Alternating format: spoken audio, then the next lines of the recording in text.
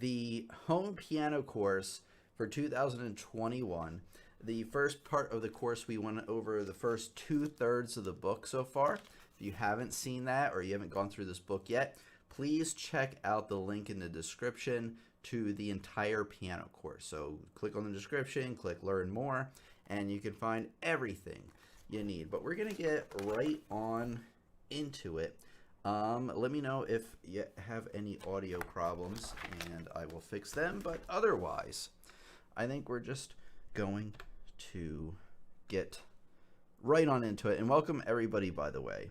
Let me just say hello to some names. Emma, we got Mango, welcome. And we got all sorts of interesting people. Okay, I think we're good. All right, so we are starting.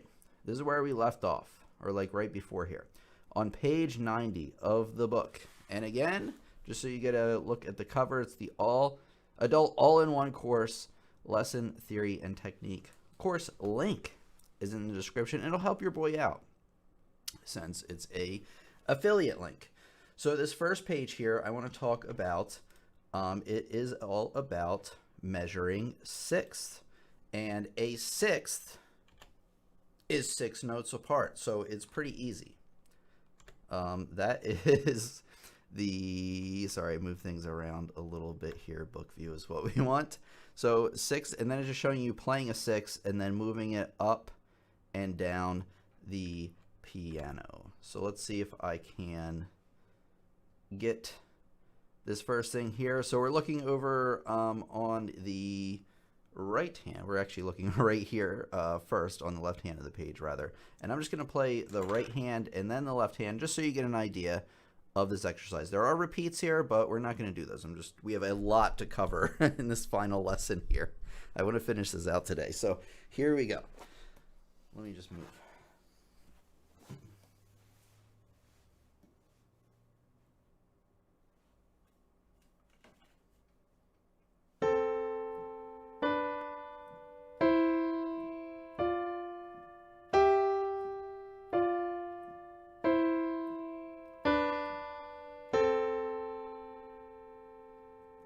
And then you start with the left hand. You're going to start with your thumb on C and your pinky on E, and then you're going to start moving down. Oops, let me try again.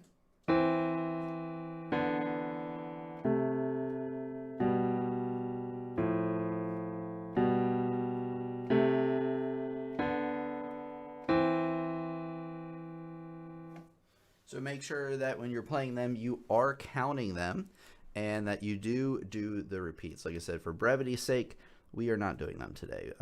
Let's just continue right on to Lone Star Waltz. Now, there's a reason I made you play those 6, and that is because they appear here in Lone Star Waltz.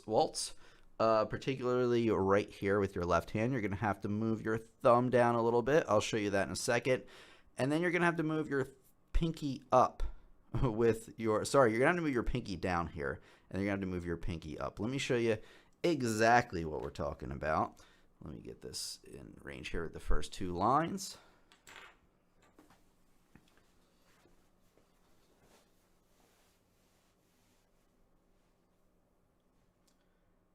Okay, so in this first measure here, you're going to start in C position sort of, except a little bit more spread out. So you can hit the C with 1, E with 2, and then reach that A with 5 and then 4. So it'll go like this. That's the first measure with this in your left hand. Left hand's just in C position so far.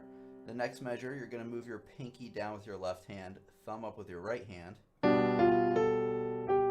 The same thing again for measure 3. And then back to C position. And once you got that, it's pretty much the same thing for the second line.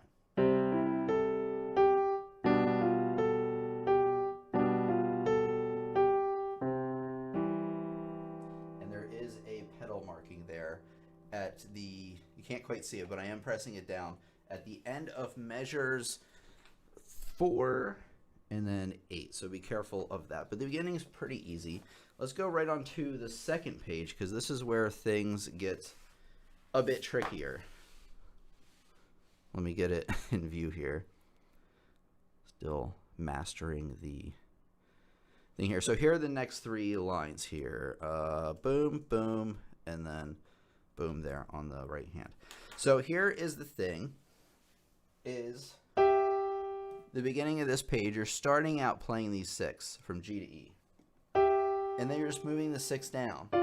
Hey, that seems a lot like the exercise we did in the beginning.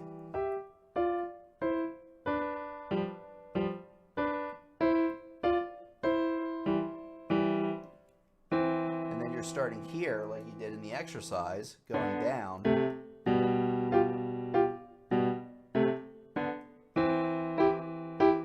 And hey, guess what? The last 2 lines, let me see where we're looking here. Well, this is actually right before we repeat. So we're on this line right now. It's the same thing again.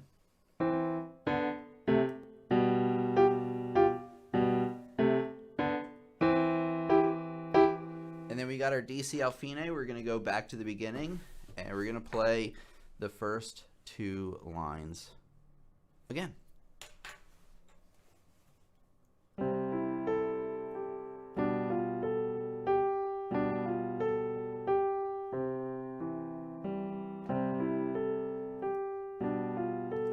Second time ritardando, slow it down like so.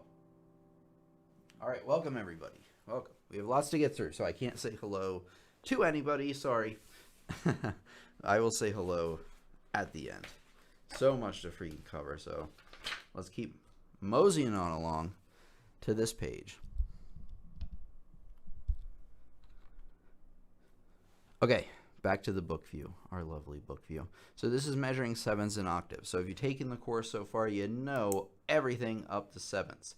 These are all what's called intervals. They're just the distance between 2 notes. So you got a second, 1 note in the next, third, you're skipping a note, 4th, 5th, 6th, 7th. I'm assuming you kind of know about this. And then when you get to the note and then the same note, just, 8 notes above, like so, that is called an octave. Book view, here we go.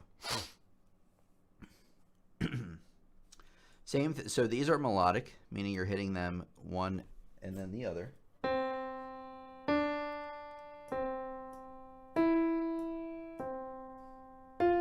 And these are harmonic, meaning you're hitting them at the same time. See how they have a crunchier sound to them?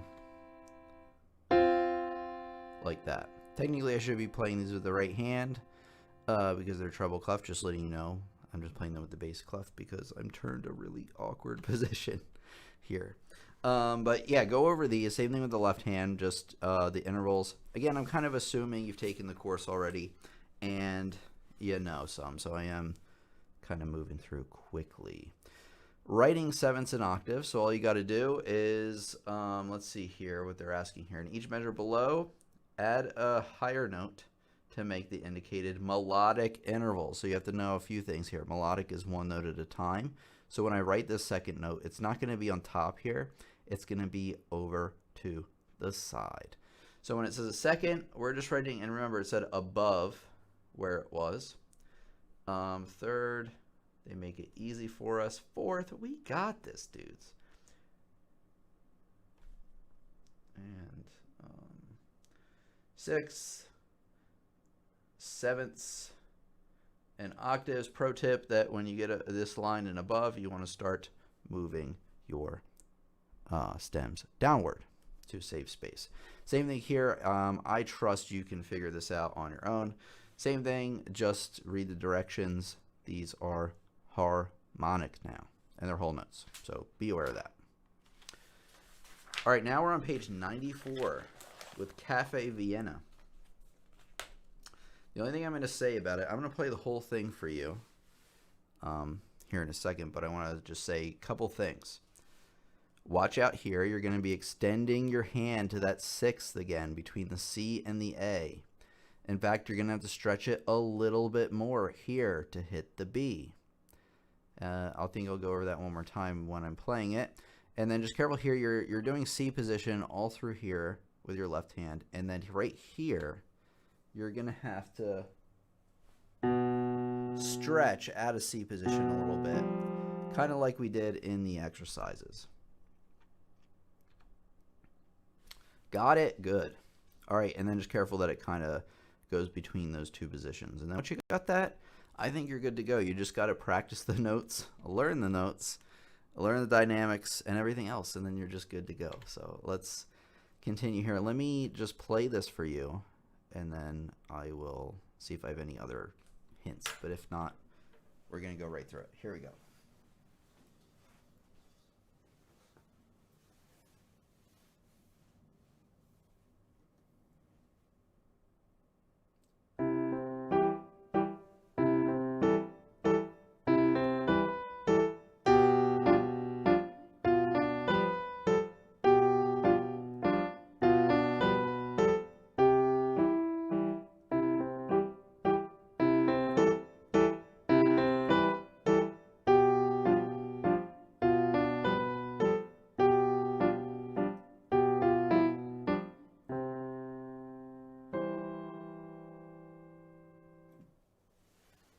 So there you go. Just you know, if you have to slow down my playing, there is a little gear on YouTube you click, and clicks like half speed, 3/4 speed.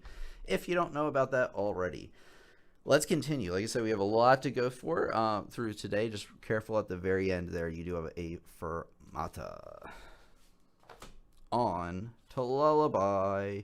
Bum ba da bum ba da da da da da da da. Okay, I'm not the best singer, so we will do the piano part instead. So here, we have our thumb beginning on E here, and then you're going to kind of have a little bit of a gap between E to hit G.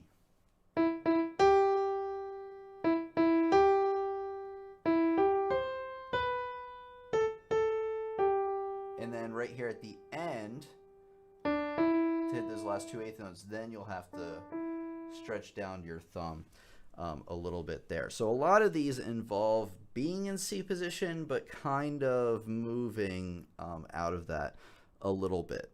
So it's getting you to play, like getting you ready to play real music where your hands will be moving around a bit more. With the left hand, just be careful that every once in a while they change the bass note. They'll have you reach down to hit that B again with your pinky. We've done that a lot in the recent pieces, so I'm not going to go over it a billion times. You're just going to have to be careful that you're just going to start here with your thumb on E, and then you got kind of a stretch going here. So just watch carefully when I do that. All right, I'm going to play it, and then, you know, if I have any other things to tell you about it, I will, and then we'll just keep rolling on along. I really need to fix, hold on. No, that's as far as it reaches, huh? All right, see, the problem, the thing I'm thinking about is the way I have the camera is I can't see the last left hand, so I might have to improvise it, but let's see. Let's get to it.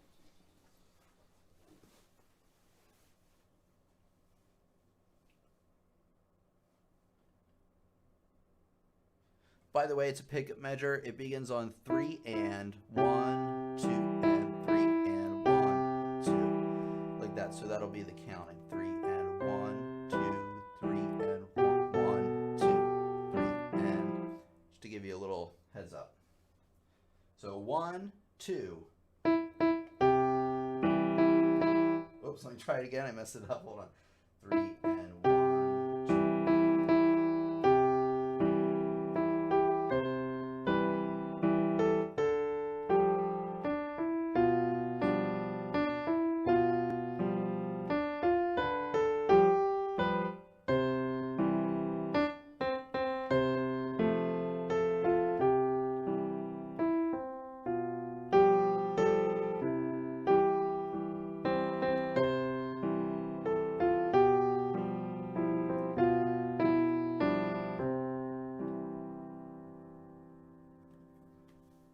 Okay, there was something. Oh, yeah. So be careful of the, and again, I didn't have the left hand here, so I had to kind of like figure it out. So the one thing I want to tell you about as I was thinking about playing it is careful of the rests in the left hand, and they almost always hit with the eighth notes. So when you're going dun dun dun dun dun dun, the dun dun, make sure that you're not hitting the left hand with it. So just to hit the beginning again. Oops, sorry.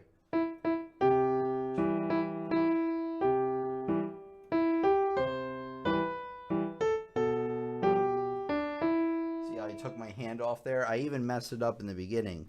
So just be careful to come off that note. You don't have to lift your hand off the piano. Just make sure you're not playing, please, because it will bleed over and it won't sound very good. Okay. Continuing. Ritardando at the end means what? You're going to get slower and softer because there is a decrescendo, which makes sense because it is a lullaby. All right, let's continue here. Oh, I just figured out the solution to my problem. Wait, hold on. I think let me experiment with one thing really quick. Please be patient. Please don't click off the video yet. Yes, dude. Now I have the entire piece. I forgot that I could zoom out. Anyways, let's continue. This was the next page, right? Yes. Rock it away. We have our flat. Can't believe they're actually just introducing the flat now. But hey, I didn't design the book. So all a flat is instead of playing the note that's written, so say B, right? You know where B is at. You're going to play the one down in the left. So instead of, wait, which B is this one? It doesn't say. So let's say we have this B and B flat will be right there. So make sure though that whenever you have a flatted note that it's replacing the note that was supposed to be there. So when you hit here, you're just going to go right to B flat. Whoops. Right to B flat and then down to A, just like that. Flats, you got to be careful of because, like I said, so say we have A flat, it would be down into the left one. But you got to be careful because sometimes you'll have something like F flat. So you're like, well, wait a second, there's not a black key to go to below it.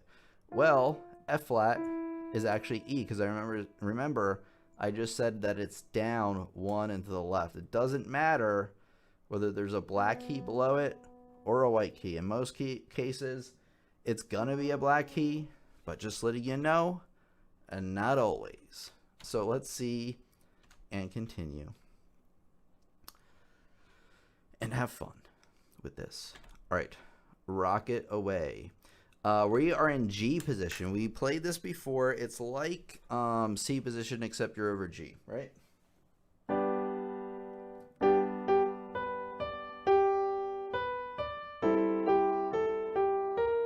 there's your opening line. Just be careful that you're going to have to, with your left hand, move from G position, and then every once in a while you're going to have to move those two notes up. If you've been following the course so far, we have played these chords before, so you're gonna have to watch all the videos if you don't know what's going on. Again, link is in the description. So let me play this through geez, I can't talk. Guys, I know how to play piano. I don't know how to speak English. What can I say? Here we go. I'm gonna play through the whole thing and then see if I have any other tips for you, and then we'll move on. So here we go.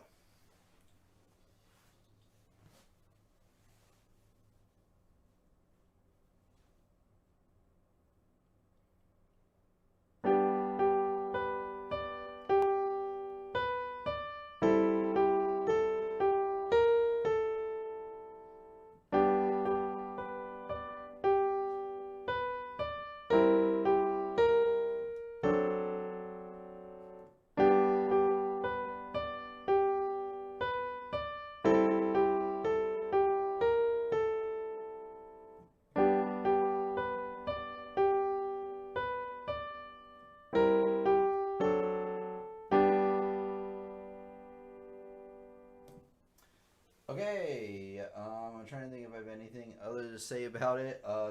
Just careful that you do have one of these types of chords towards the end of each line there, or end of each page. Both at the end of the first page, right here, and in the second. Actually, it's the same page. End of the second line, and then at the end of the fourth line. That's what I'm trying to say. Okay. One thing is, you see these, let me bring it back to the book view. See these overarching lines? What are these? These are slur lines. So this tells you that all these notes underneath here kind of connect to create one idea. And then you're going to have like a little bit of a breath, and then connect all of these and slur them together as one idea. So let's see here. Show you what I mean. So I'm gently connecting the notes together. Gap.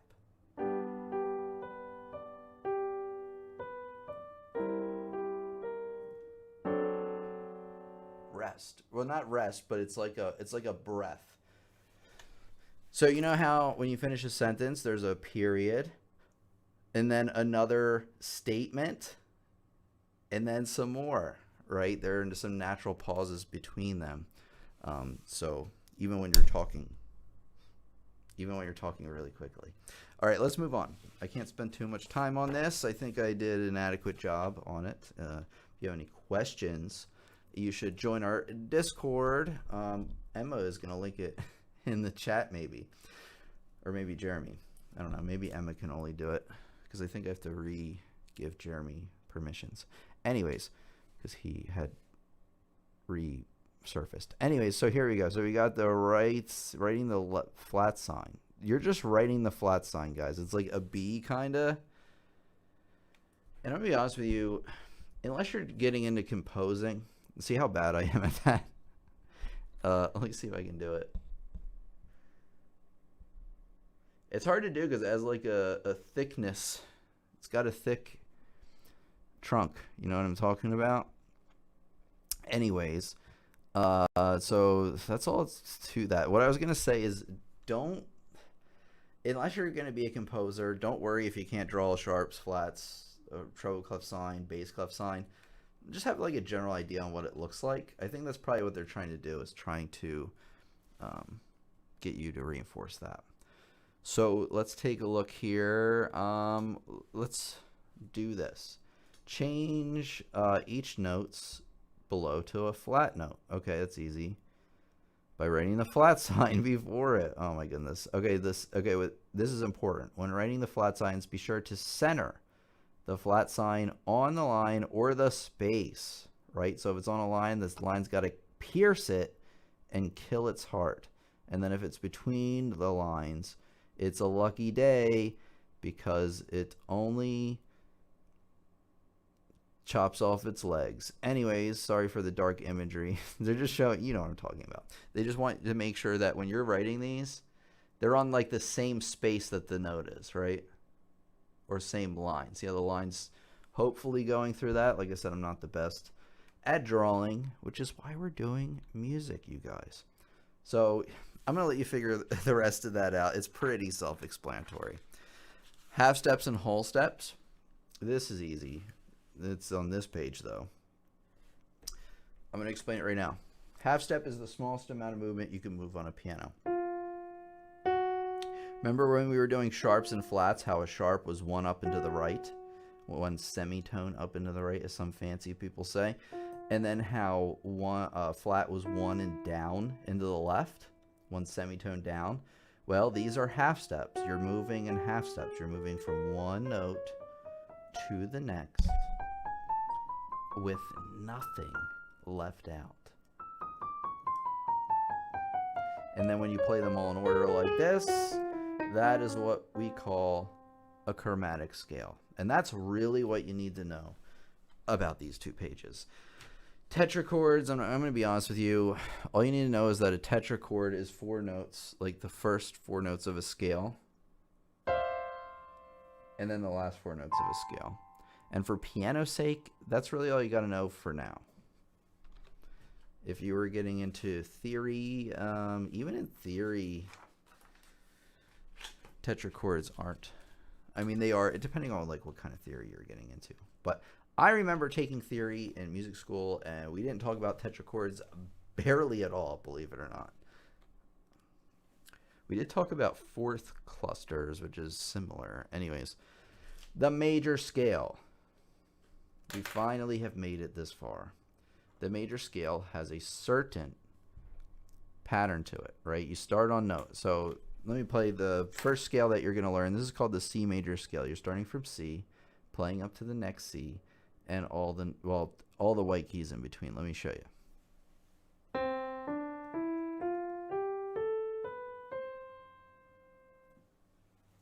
And that is your C major scale.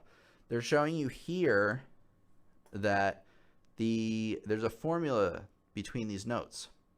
So the first one, you press C, and then you got a whole step. Let me get the full book view. You got another whole step, and then a half step. So what that means is when you're starting on C, the distance between the first two notes is a whole step. This one right here.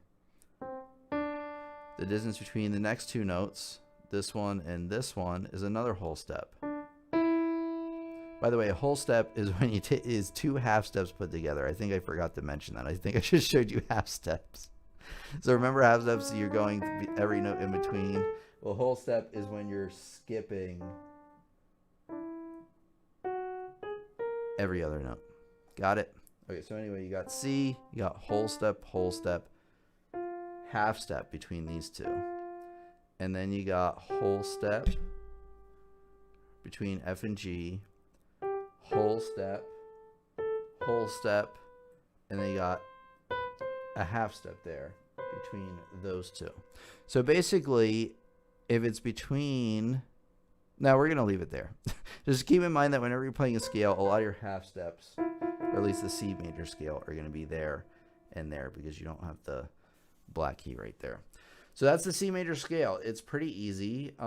There is a certain finger pattern that you want to use with it that is written down here for you. The one thing to keep in mind with the major scale, or the C major scale, so we're going to start with our thumb on C. You're going to play C, D, E. So just try that at your piano. And then the important thing to remember with your right hand, as soon as you hit that third note with E, you're going to cross under and hit F with your thumb, and then finish out the scale. So it's going to be like this. Going down with your left hand, you're starting on C, you're going to play the first three notes, and then you're going to cross under to hit 1 on G, finish out the scale, and then if you're going to come back up, you go up to G, cross over to hit A, B, C, and it is written down there for you. So do practice the C major scale before moving on, because it will come up again and again and again. So watch out for that. They have writing down the C major scale. So let's see. Complete the tetrachord in the beginning. So that's just the first four notes of the scale. So remember, we're just going right in order here. They make it easy for us here in the beginning. So you got C, D, E, and then F. Oh, I should have written that down. So C, D, E, F, and then G, A, B, and then they give you the ledger line for C right there. And that's what that would look like. The right hand, just making sure I'm doing the directions correctly. I used to not be good at that in elementary school, and all my papers used to say "see me" on them, even though I never did. And so I would always have this problem not following directions, and I never went to see the teacher, and nobody followed up because they expect a 5th grader to follow up, which is pretty stupid if you ask me. Anyways, I'll finish this one out. Same kind of thing.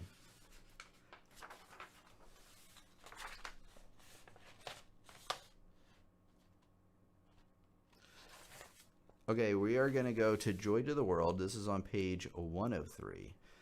We have quite a ways to go. Oh my goodness. We might even have to split this up into another lesson because this is just going to be insane. But we're going to keep going strong. I may even skip a page or two. I don't know. But I do have to use the bathroom. So I will be back in like, I don't know, probably be like a minute. It won't take that long.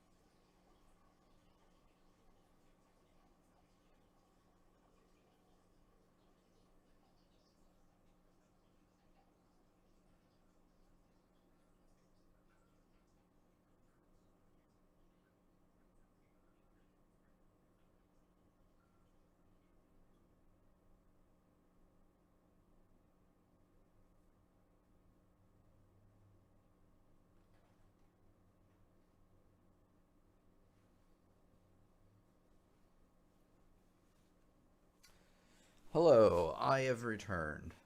Let's take a shortish break while I drink some protein powder mixed into a liquid. All right, so here we go.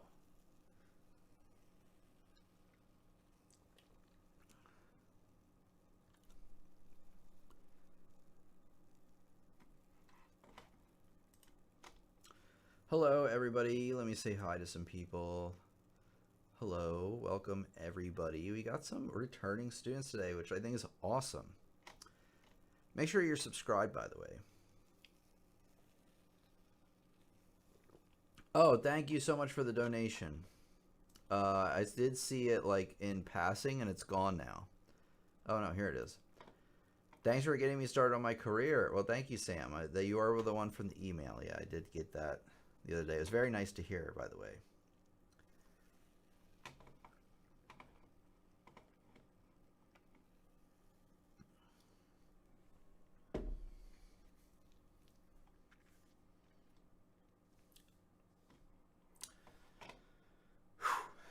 All right. Just wanted to take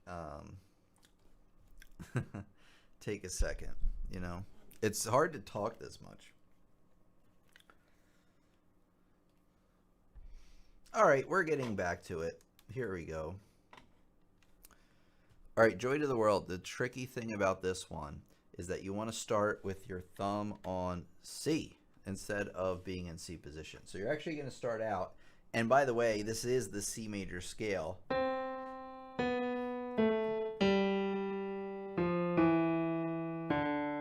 In the beginning of Joy to the World. So you're going to want to do what? Practice the C major scale. And actually, that's the big thing with this piece. Other than that, it's a lot of stuff we've seen before. You're going to have to play that scale both with your right hand and your left hand here. So, like I said, once you learn the scale, it should be easy. You got some like chord changes, stuff like that. But let's play it through and then see if I have anything else to explain.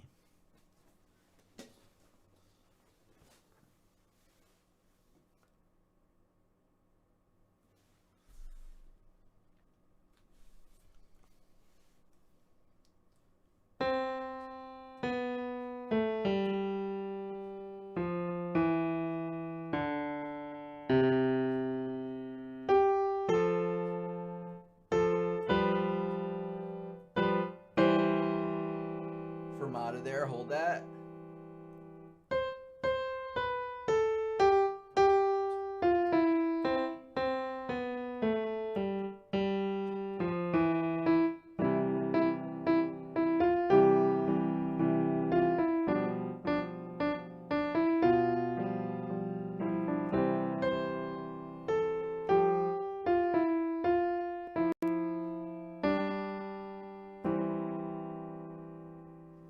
Mess up the ending because again, I don't know, I might have to zoom it out just a little bit more. Yeah, I could have moved that up. I messed that up a little bit.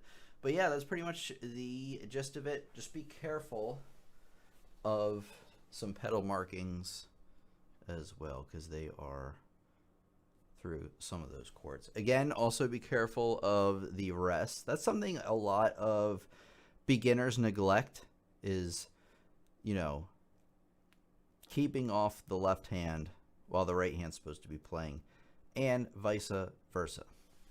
Or is it vice versa? Anyway, I remember my band teacher used to go on and on about it. It's verses, not whatever. I don't. Who cares?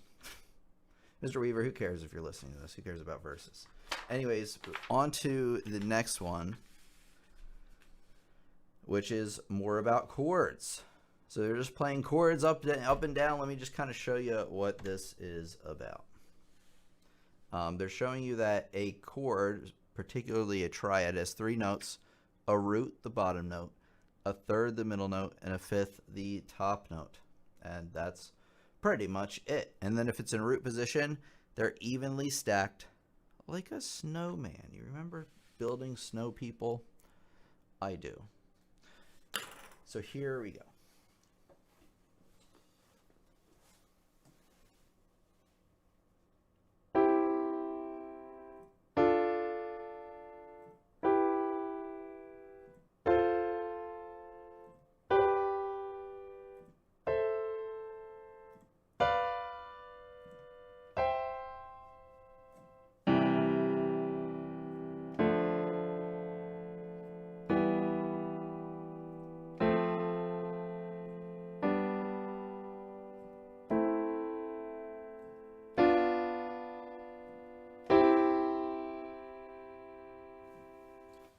Boom, got him.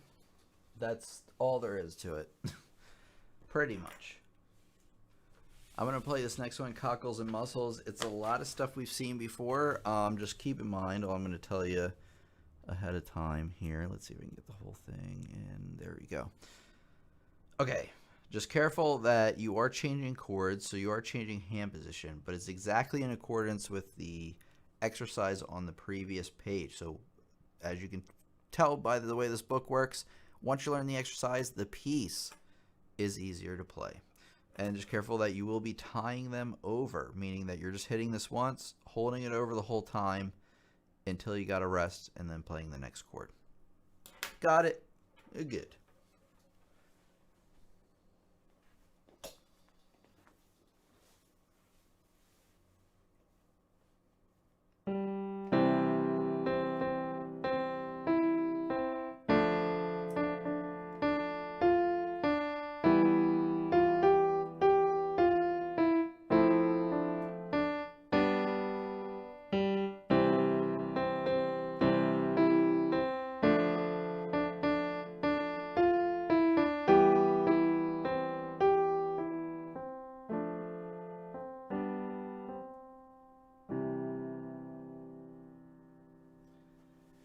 Again, you're going to be slowing down there again and holding those notes with the fermatas.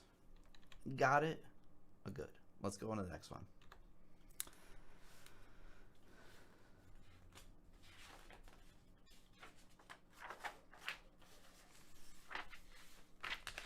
Chord progressions is when you're moving between different chords in a song, basically. You have a progression of chords, and they're showing you the most common chord progression in all of music: 1, 4, and then 5, 7. What is they talking about? Well, if you take all the bottom notes of this line here, you have the C major scale. It's going to look something like this. And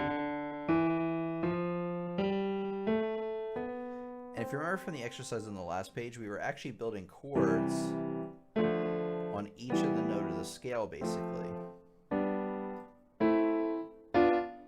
So let's count how many chords we have to play with here. So you're starting with your C chord, you're moving up to a D chord at the next one, so there's 2 chords, 3 chords, 4 chords, 5, 6, 7, and then we're back to the same chord again that we started with, just an octave higher. So we have 7 individual chords we can play with, and they're all numbered. 1, 2, 3, 4, 5, 6, 7, 8. Now what the 1, 4, 5 progression means is that you're playing the 1 chord, then you're progressing right to the 4 chord, right to the 5 chord. And if you notice, I said 5/7. So all that means is that you're going to add one more note. You're going to add that F there, and it's called a 7th because they're 7 notes away, the bottom and top note. So you got your 1, you got your 4, sorry that's a motorcycle going by, and then you have your 5/7, baby. It's Friday, baby. Yeah, anyways, let's continue. They're showing you that sometimes chords do not appear in root position. Remember I said if they're in root position, they're stacked like a snowman. Well, guess what? These ones are not. They have a little bit of a space in them, and we call that an inversion. So if I was playing like an F chord, this is called an F chord in root position, meaning that F is all the way in the bass, the bottom note. If we were to invert it, we would have first inversion. We have still the same 3 notes, F, A, and C, but what we did is we took the bottom note out and moved it up an octave, like that. So we moved the F from here, and we moved it like that. And they're just showing you the same thing with the 5/7 chord. You can change up the notes, and they even leave out a note there. You can leave out a note every once in a while, but that's some theory we haven't really talked about yet. So we'll leave it for another day, in a theory course probably. So that's it. There's an exercise at the bottom having you play through each of these chords.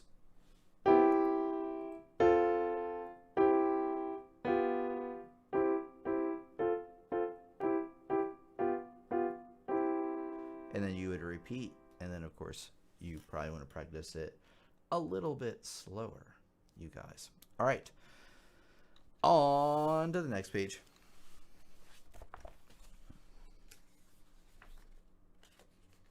We have like 50 pages more to go, you guys.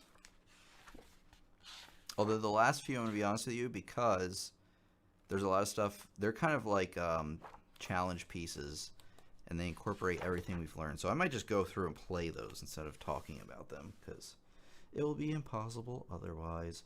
All right, got those blues. We got the 6 again with our right hand.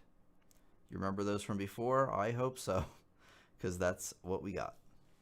Just careful that every once in a while they'll have you play that 6th, but they'll have you flat that E to an E flat. Now, one thing I want to tell you about flats, like from sharps, hopefully you've been taking the course so far, that when you have a flat earlier in the measure on a certain note, so you have E flat, it affects all of the E's, all of the note of the same letter, happens to be E this time, in the same measure. So like even though this one's E flat, that means this one's E flat and this one is also E flat, unless they tell you otherwise. And then once you're in a new measure, it like that rule erases. So it's only within the same measure. That's why they need another flat again. And then this note is what? E flat, E flat. And then this note is what? E flat? No, because there was a new measure. It kind of erased that flat there. So therefore that's a regular E. Same thing there. Here you have a B flat, but luckily we don't have any other B's in that measure, so no more flats. So just letting you know that that rule applies there too. So I'm going to play it for you, and then we're going to move on.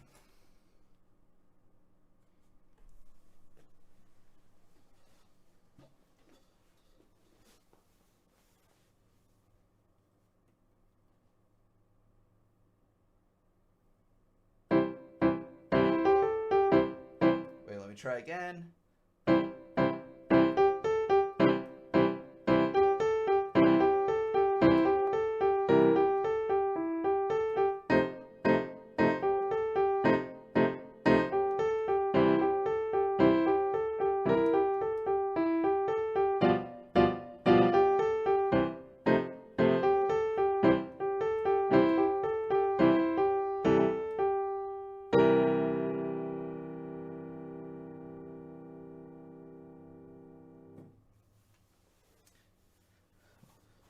Yes, Wendy. Wendy had to point out it was Saturday. We originally were supposed to have this on Friday. Anyway, let's get on this. I need to stay focused. Anyways, the last thing I'm going to tell you about this one is, oh, you may be like wondering, why did he get the chord so short? Well, we got our buddy the staccato back, meaning every note that's underneath that is shorter and not, well, it's not rhythmically shorter. You just come off the note. But that was in previously in the course, so you better be freaking paying attention. So we're going to be doing page 108 now.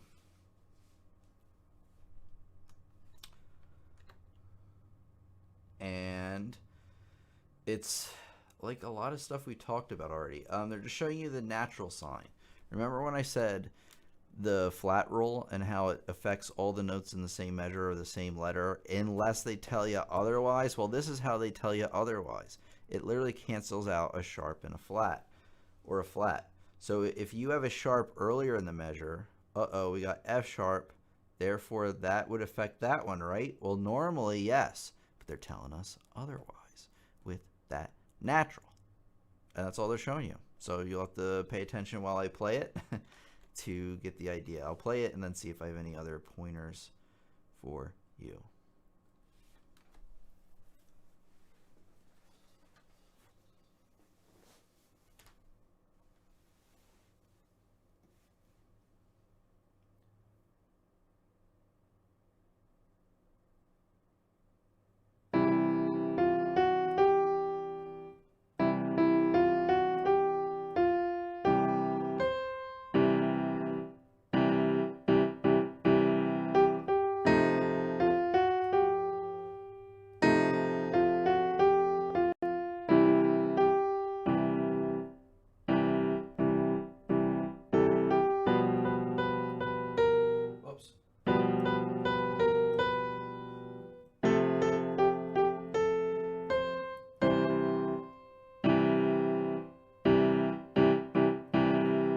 This one again. Here we go.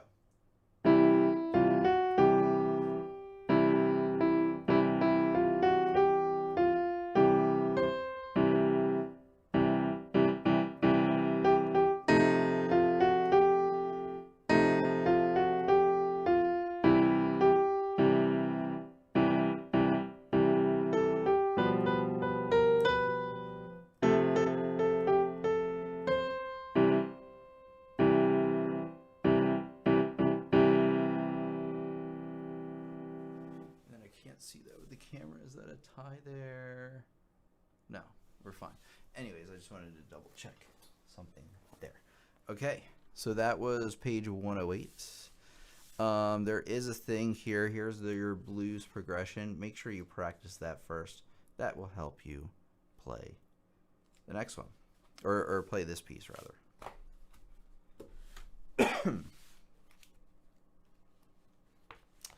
Okay, Blues for Wynton Marshalls. This is actually like the same type of thing, just in a slightly different format. So let me play this one. I'm going to play it through a couple of times.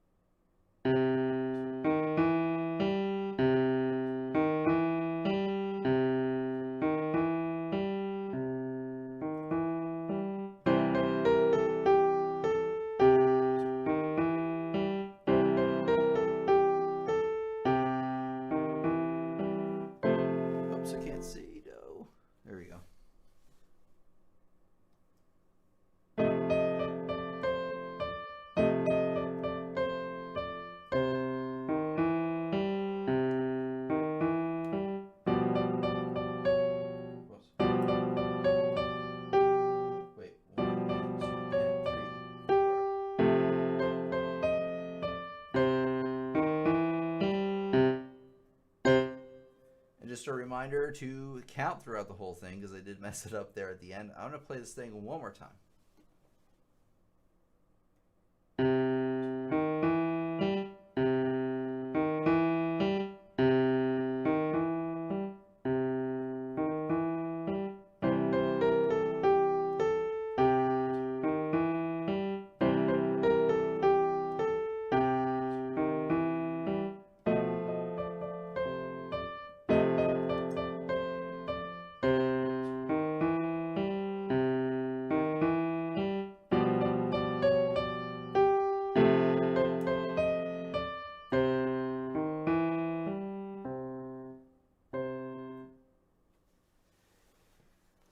And then you must abide by all the dynamics going on, or else chaos will ensue.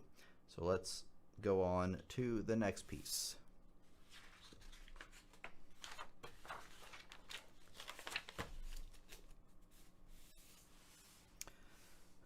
On top of Old Smoky, so here's our chord progression. They're showing you that you are moving. Let me show you here. Where is it? Oh, right here. Nope, not right here. Right there. So you're in C position pretty much, and then you're going to move your two top notes up, and then you got this thing where you're moving your pinky and the one note down there, and that's your chord progression for the piece. So make sure you practice this example beforehand, and then most importantly, they're showing you this little pattern here, which is on top of Old Smoky. So let's show you that with your right hand. So see how there's more space in between the notes?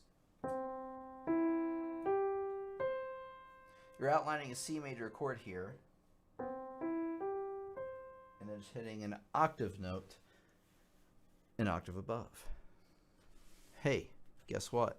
Are you paying attention? Good, because this is the beginning of On Top of Old Smoky. So let me play the first two lines here for you. Fortunately, I can't get the whole thing in at once, but that's okay. We'll manage.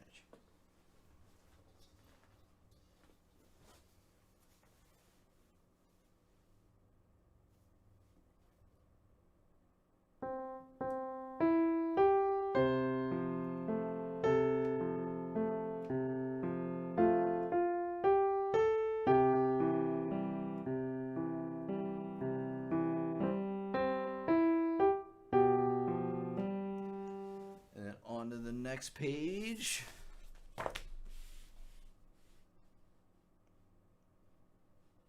Uh-oh, I don't think I'm going to be able to get all of it in here. I'm going to take another break before the end. Right? Yeah. Yeah, I won't be able to get it all in here.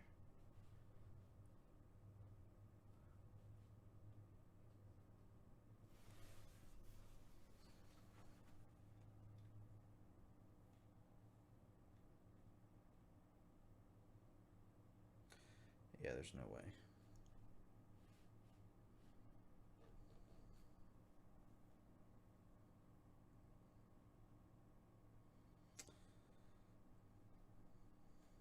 Oh well, sorry.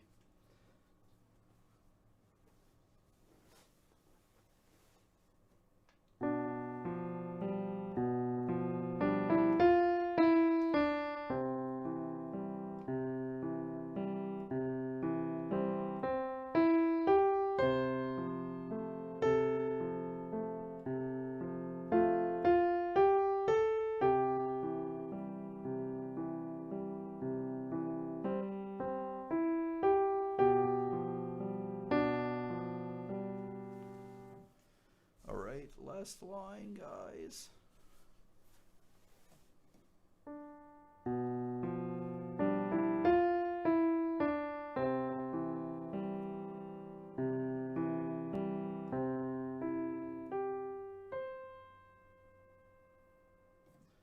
Just like that. Hey, Maggie. Nice comment from Maggie. Let's read Maggie's comment real quick while I take a drink here. Maggie says, I came across your channel about 2 weeks ago and I'm hooked. I'm a mature newbie, and my teacher no longer teaches because of COVID. You know what?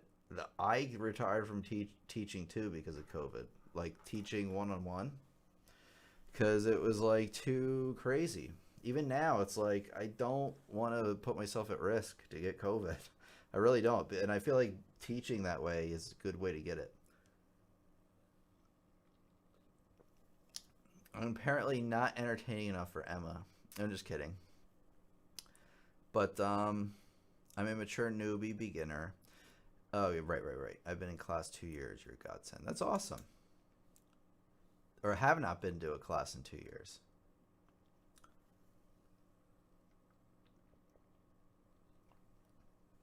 Sorry, I know it bothers some people when I drink it in the microphone. Sorry about that.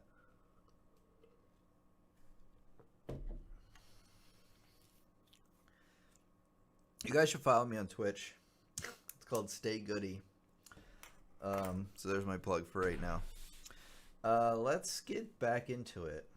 By the way, actually, I want to tell you guys one. Let's take a short intermission here. I want to bring up something very important. So over on my website, I have a website, piano lessons on the web.com, which I'm looking for. Yeah, it's close enough. So my website, pianolessonsontheweb.com. Excuse me. I have over 20 courses designed to help you learn not only just piano, but music theory, sight reading, anything you need to become a well-rounded musician or piano player. This is great for people who are just starting out and you need a solid foundation to build on. So maybe you just found out about my videos and you're looking for something maybe with a little bit more like assignments and worksheets, a little bit more activities and stuff, and things to work through to help you not only just learn each thing, but practice and master each topic as well.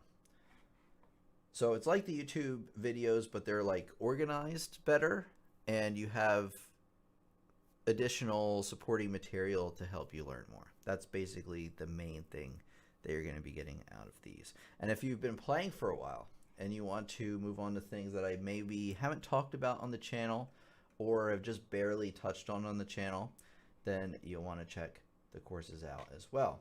Speaking of which, I have course packs based on where you may be in your piano playing journey. So if you're just starting out, I recommend the beginner's pack. I recommend all the packs as opposed to buying the courses individually, which you can through the buy courses page. But I recommend the packs because you get a much better deal here. I mean, this is on sale $32.99 right now. Normally these courses are $29.99 a piece, so you can do the math pretty easily that you make out like a bandit here. The satisfaction guarantee, if you request a refund within the first 30 days, of course I will honor it. And yeah, just shoot me an email. Trying to think if there's anything else I want to tell you. There's a fall sale going on right now. It's not officially announced on the page, but it will be soon. But the prices are there. They're actually already discounted, so it is in effect. I just haven't officially put it up for you yet. So you can read around on the website if you want. Also, so say you're like, well, what's included in the just beginners or let's say intermediate pack? Well, you click on the pack. And down here, they have a list of the courses that are included. And if you click on the course title, it brings you to the description page where you can learn all about the course. How about that? Are you excited yet? Because I know I am. All right. So use code, by the way, I want to tell you one more thing. This is for all the courses on the website, by the way. Probably the best deal you can get if you want to get all of them. So what I want to give you like a pro tip. So add to cart, go to checkout like you do on any website. And just as a thank you for coming by today and being such a good little student, you want to type in, you may be thinking, I'm not little. I apologize. You type in YouTube, you click apply, and boom, it gets you an additional 15% off. Even the discounted price, so you're saving $67. That's insane. Anyways, I just wanted to tell you about that just as a little thank you for coming by today. It also helps not only support me, but it also helps support the channel as well, because without the income coming in from the website signups, things might get hairy at times, because sometimes the YouTube ad revenue is wonderful, and then like this year it has not been. For a lot of creators, actually. I think people are going back outside, and it's not good. Come on, guys, get back on the computer. But yeah, so anyway, just the point was that not only are you investing in your own music education, but you're also helping investing in what we do here on the channel as well. And I do have people to pay, an editor, and things like that. So thank you very much. Let's get on to the book.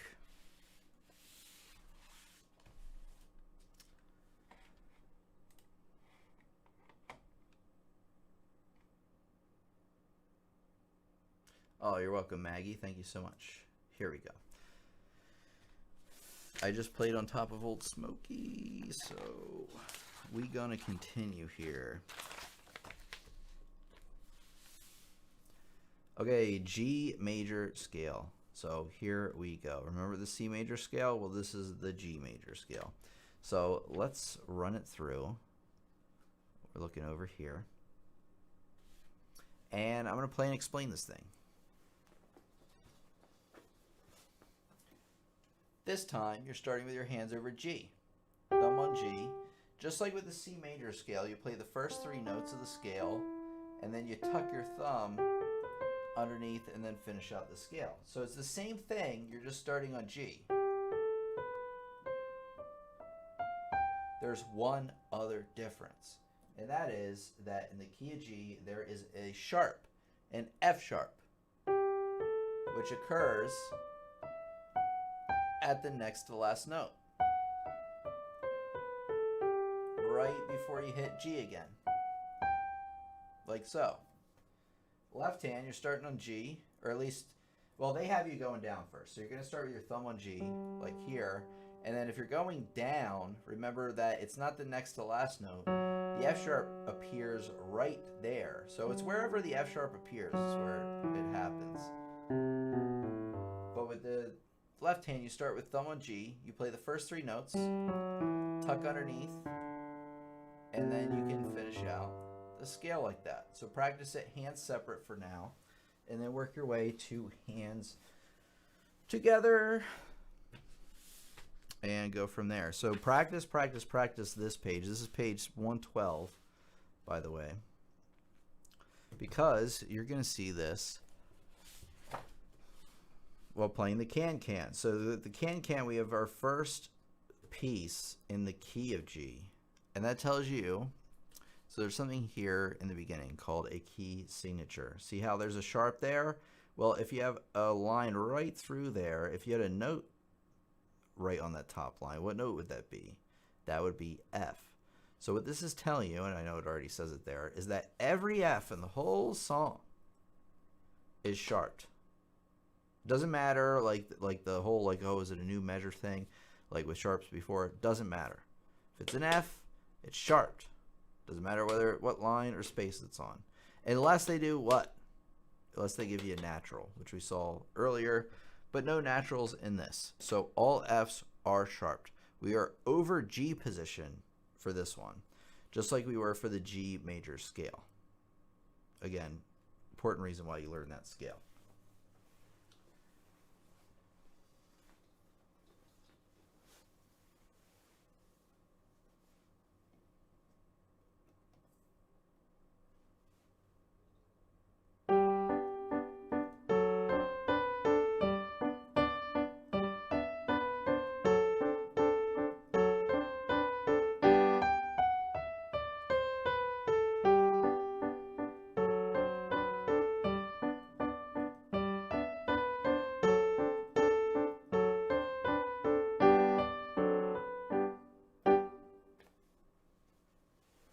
There you go.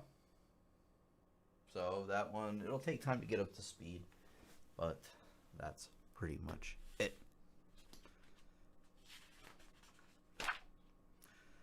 All right, we're on page 115. Oh boy. You know, I might have to change the title of this live stream to Almost Final. Let me think. Give me a second. We're gonna do a short intermission here. And let me bring up the chat. Let me think about how far we want to go today, because I feel like I have to make a decision here. I wanted to do I was hoping to get this done in 2 hours. I think I kind of bit on more than I should chew. We have plenty of time left. We have like 50 minutes left, but I don't think there's any way I can get through the rest of the book today without like harshly rushing the end of it. So just give me a minute, and I want to decide how far we want to go today, because maybe what I'll do is do another hour or 2 later. Let me see how many total. All right, so there's about 145 pages. Actually, a little bit more than that. And we're on page like 115. So, yeah, there's no way. I think we're just gonna go to the hour to about 5. We might end like 10 minutes early or something because it's so much to talk this much. But yeah, we're gonna continue.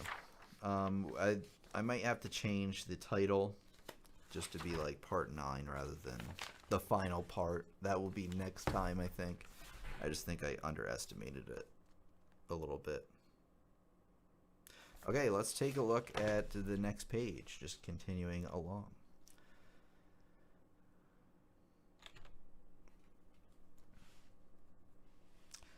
Okay, writing in the key of G. This is not the pen, that's the stylus. So it's just having you write the scale notes in order, it looks like. You know, so just do these, follow the directions. It's not super duper important, but you do want to have a general idea on how this stuff works. Just careful that whenever you have an F, right, it's not just going to be F, it's going to be what? It's going to be F freaking sharp, dude. Oh, I'm sorry, stem should go up. So just careful, next to last note will be sharped, and then when you do the right hand, same type of deal. There it is. The Marines hymn. So guess what? We got our 1-4-5 progression once again, with, you know, our first chord being over G. Let me show you what this whole thing's about. So remember our 1-4-5 from before over the key of C. We're doing the same thing, but now we're starting over G. So there's our 1, and there would be our second chord, third, fourth, fifth, right? So there's our 4th and 5th chords, 6th, 7th octave. You got to be careful when you're counting chords in G, though, that every chord that has an F in it, what are you going to do? You're going to sharp that F. Just be careful of that, because if you don't add in the F sharp, it's going to sound terrible. So once again, we have our 1, 4, 5, 7. You're adding in another note to that one. That is this chord right here. And yeah, and guess what? You're going to be seeing this progression in this piece right here, the Marines hymn. There it is. All right, I'm going to play it for you. Just keep in mind that even though it is a 2-line piece, it's actually 5 lines. Yeah, because you play this one. You got to repeat here. You play it again. So there's 1, 2. And then you got 3. And then guess what? They want you to DC Alfine again. So you got 4. So 1, 2, 3. Yeah, that makes sense. And then they have you play that just one more time. You don't have to do the repeat on the final one, unless you really want to. All right, let me play it for you. Again, all F's are sharp.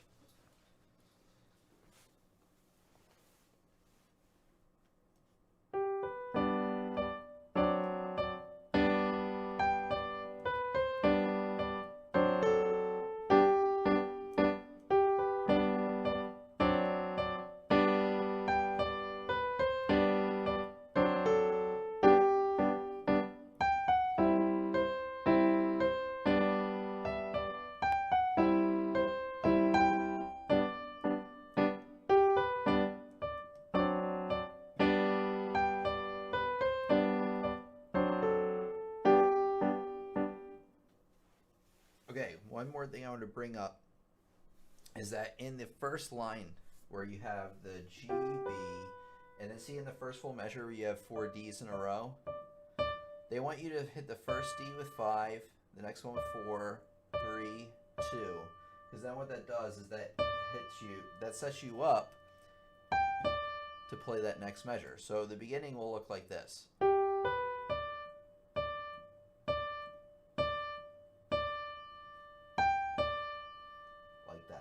So just letting you know about that, because that's what they tell you to do.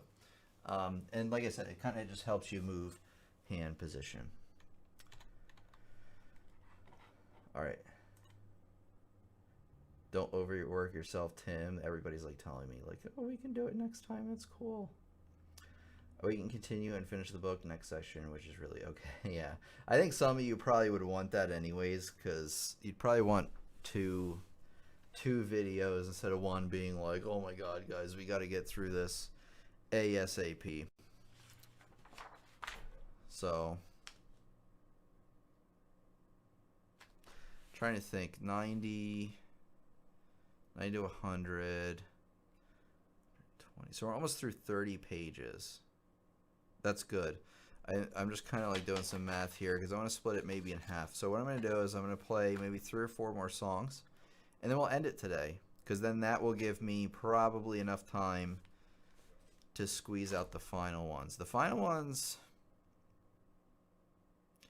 there's not anything introduced in the final pieces, which will save me time, but there's stuff that's tricky that I'll have to talk about. So I'm just kind of like pacing myself here.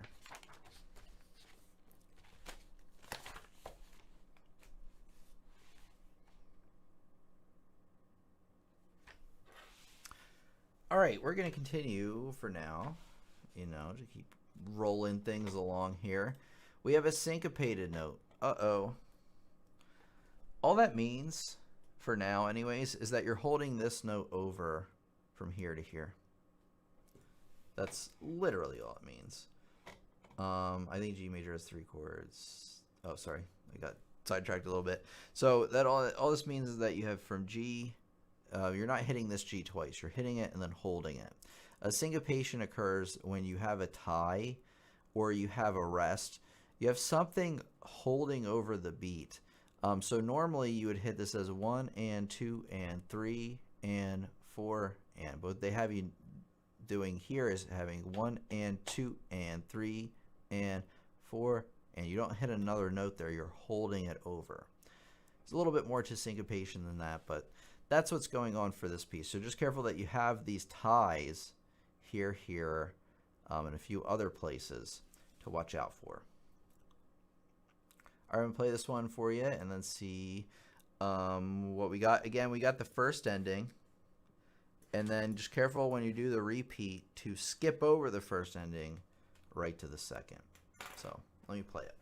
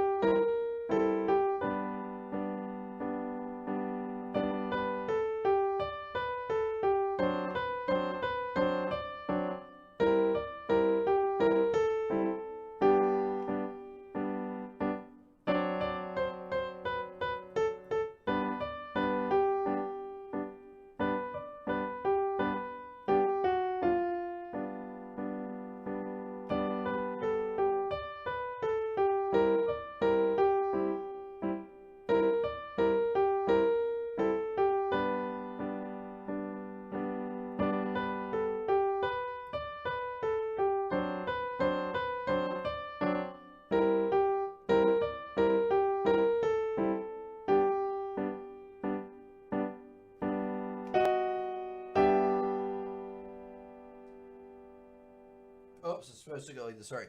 The last measure, you hit these 2 first, and then play the chord. By the way, the last 2 chords are 6 apart. You got F sharp, D sharp, and then once you hit that, it's easy. You just slide them up a half step.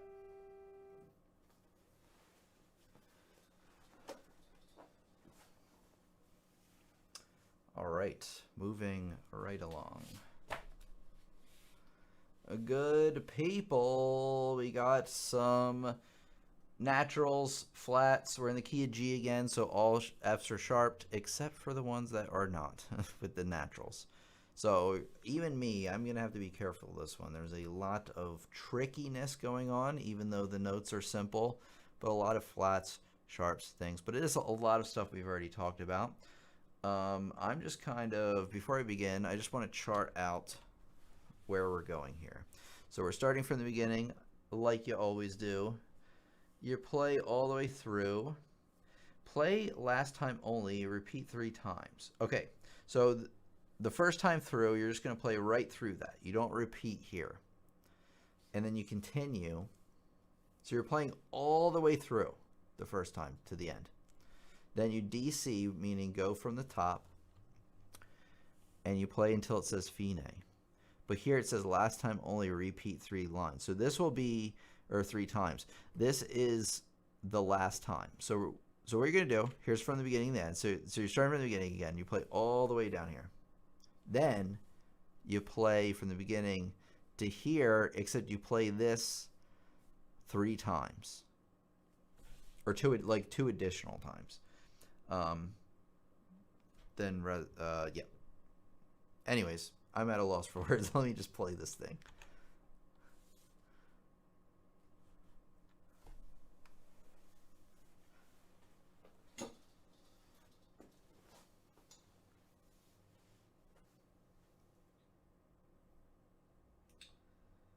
All right, just give me a second. I'm waiting for the screen to change. Here we go.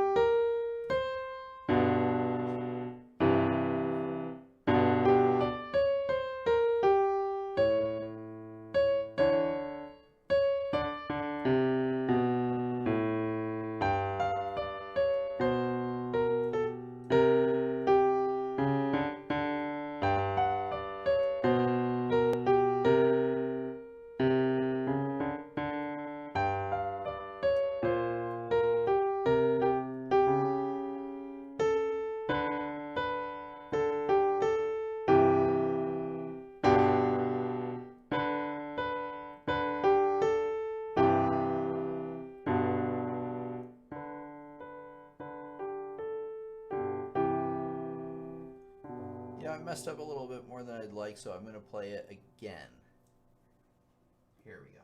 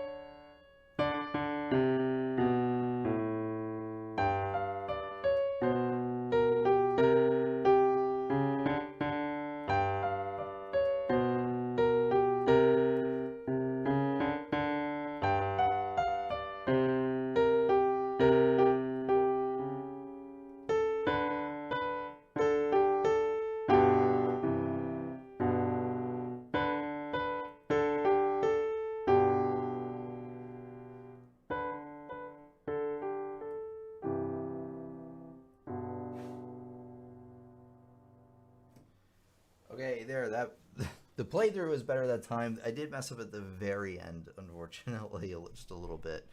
But just make sure you play that last little bit 3 times. All right, we're gonna continue. We got lots to cover still, but we are definitely gonna move off part of it to next time. All right, I'm probably just gonna cover maybe, I think just these last 2 pages here, and then we'll maybe end it at about an hour and a half. and then I'll do an hour and a half to 2 hours next time, because that'll give us more time to talk about the end. Okay, F major scale. Boom, you're starting an F. You remember, like C major, we're starting from C, ending on C. We did G major, beginning on G, ending on G. Well, this time we're starting on F, ending on F, and then coming back down to F again. There's one note we got to look out for, and that is the B flat in this. So it's actually the 4th note of the scale if you're starting from the bottom. Let me kind of show you what's going on here. Yeah. Oops. Sorry, let me start again.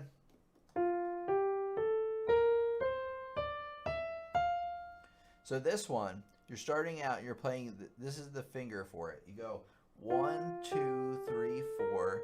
You hit that 4 on the B flat, and then you cross under to hit 1, 2, 3, 4. So the fingering for the right hand anyway is easy, because it's just 1, 2, 3, 4, 1, 2, 3, 4. Like that. Pretty easy. The left hand, the good news for us, is that the fingering for the left hand is the same as it was for the key of C and the key of all of them. Same thing coming back down. Use your first 3 fingers and then cross underneath. So it's only the right hand fingering that's a little bit different. Other than that, watch out for this B flat, and you should be good to go. Again, they write these out for you. Make sure that you practice both of these, both with the left hand, excuse me, and then the right hand. So it'll look something like this.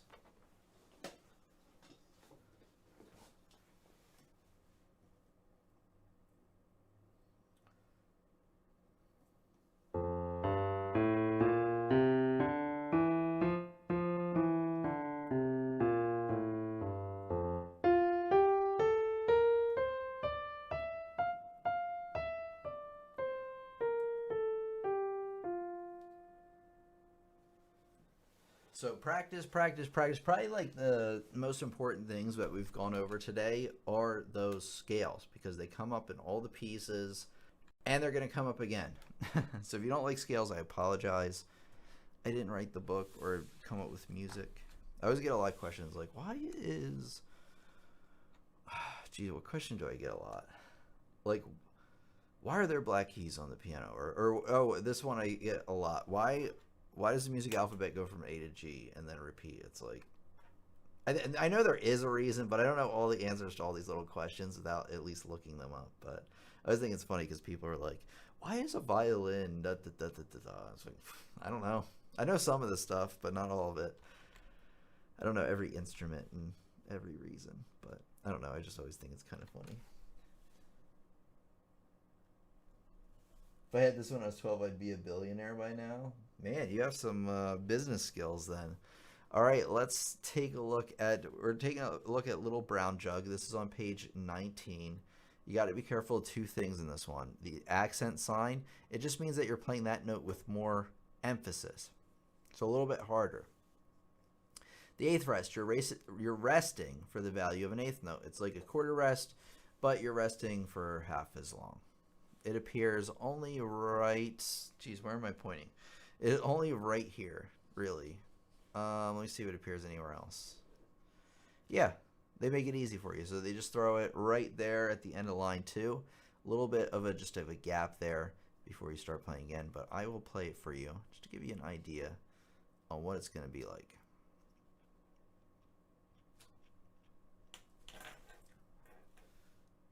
Okay, here we go.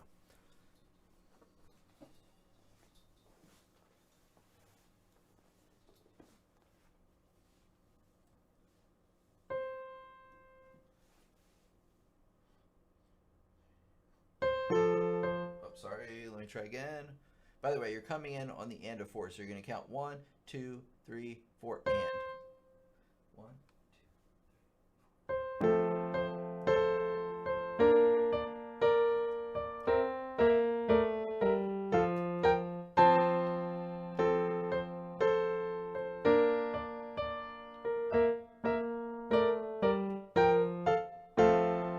Okay, I realized something why it sounded off. My left hand should be down an octave, so I'm going to start it one more time.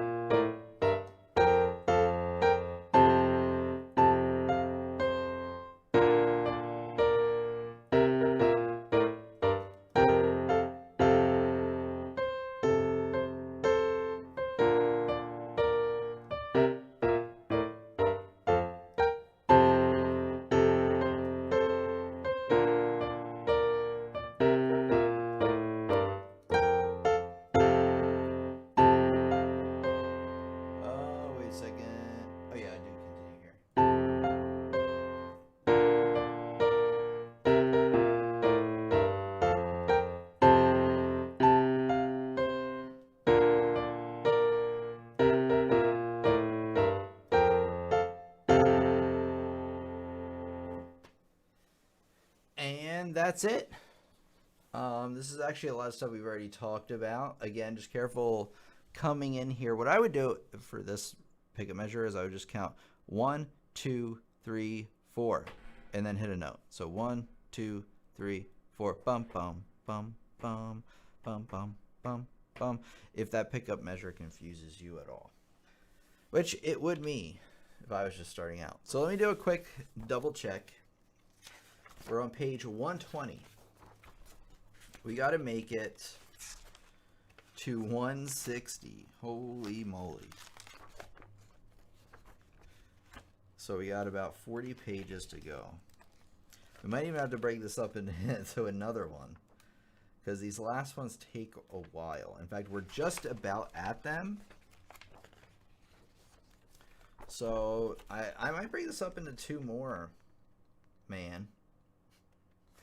Maybe what we'll do, because I want to put out a regular lesson next week, and I don't want to do this again next week because I need lessons to post. And this I'm leaving as a live stream. Like, I'm not going to edit this down and put fancy graphics on it or any of that. So here's the plan. Next week, I'm going to teach you a regular lesson. We're going to be meeting Friday. And if I can't make it, we'll just bump it to Saturday like we did this week.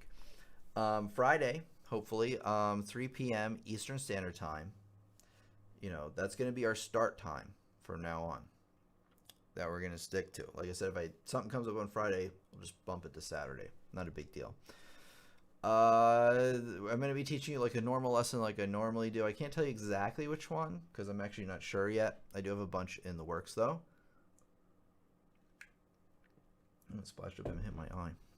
Now I'm blind.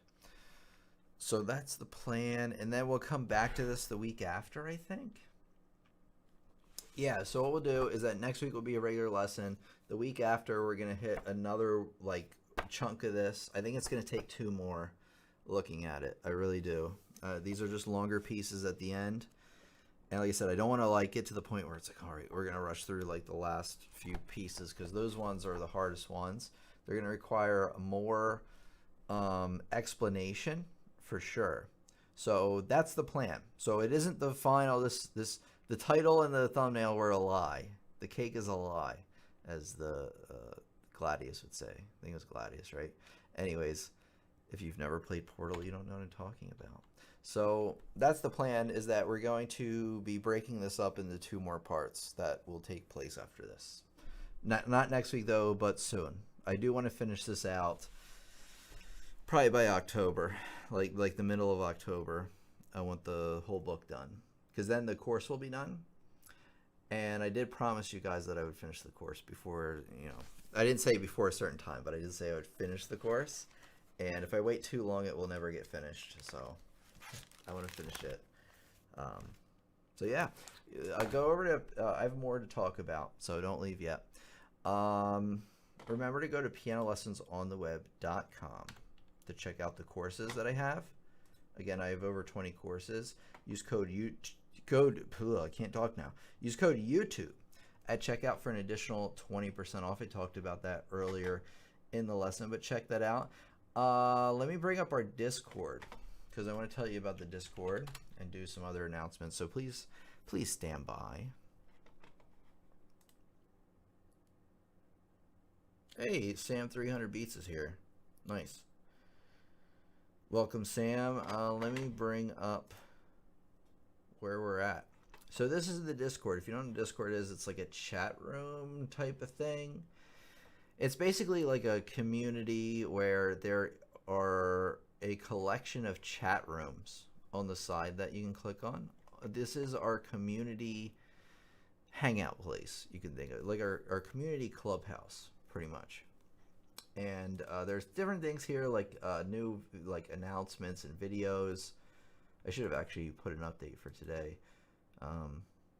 You know, extra learning assignments. Sometimes during the live stream, I will kind of collect some other additional examples for you. So it's a good idea that you follow us or you join our Discord, which Emma or Jeremy will link you to again. And yeah, so you get like additional content. And by the way, you can just chat with us like anywhere. There's chats, you know, you just say at Tim. Oh wait, you know what? At Stay Good. Sorry, I'm Stay Goody apparently. Maybe I should have put myself in as Tim, but I have other reasons why I do what I do. So anyways, my name is Stay Goody on the thing. You can say at everyone if you forget. Then like everybody will be tagged, or you can just type a message and actually I'll probably see it. But anyway, there's a good place for you to chat with us and all the other students. I highly recommend you actually check out inspirations and what is it? Challenges. This is a blog type thing by my friend Robin, who kind of just gives you some insights as well as like some things to think about, to practice. A lot of people really like Robin, so please, please, please, and I like Robin as well, and she puts out good content. So check out Robin's, I wanted to call it Robin's Corner, but she wanted to call it Inspirations and Challenges, but that's okay. So it's right here. Check it out.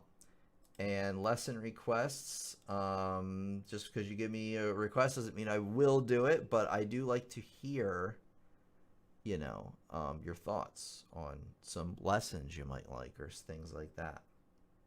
Lesson, look up piano lessons, just a link to like some playlists to get you started, things like that. So it's additional information, announcements. Please join the Discord. It's free and you have nothing to lose. Just another great way for us to hang out together. We have what, like 200 members? 220 some members now. We're growing strong, but we need to grow much stronger. Anyway, just want to tell you about that. Some different things going on. And then, yeah, so Jeremy has it right. So just search that up and that will get you to where you need to be. You're very welcome, everybody. You're very welcome. Glad to have you with us today. I'm just thinking of any last minute things I want to announce. What are you talking about, Emma? Oh, it's free real estate. So yes, Emma has linked you to the Discord. Right here. So just click on that and that will get you to join. Do you have a link to all the chords for each key? You can do that. I mean, that'll work. Yeah, you can also type in Google like a chord chart. Look up a chord chart, type in chord chart piano in Google, and there are websites with like PDFs and stuff that you can print out. Thank you very much, Wilma. I really appreciate it. And everything. Yeah, I don't think I have anything.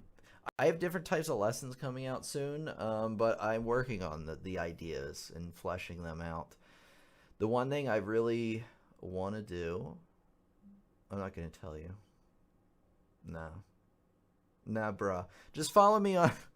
I'm not going to tell you what's coming up. I really can't. I mentioned it a little bit last time about an idea I want to try. But stay tuned. In the meantime, follow me on Twitch, please. If you like gaming and stuff, what would it just be? Twitch.tv/staygoody, maybe?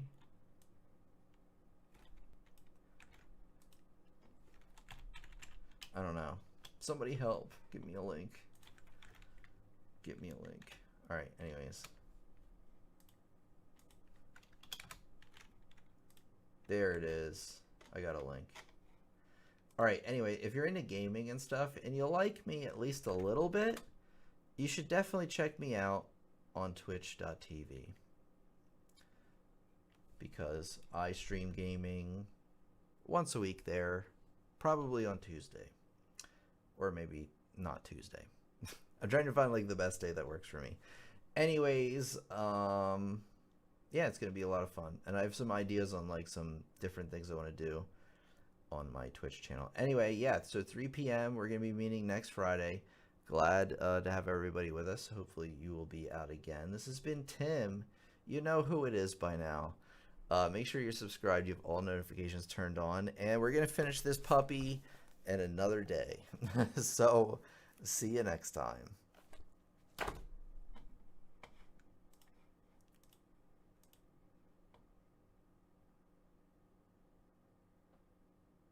Thank you for the super chat, by the way. That was Sam, correct? Thank you, Sam, for the super chat. Appreciate it very much. All right, guys, have a good one.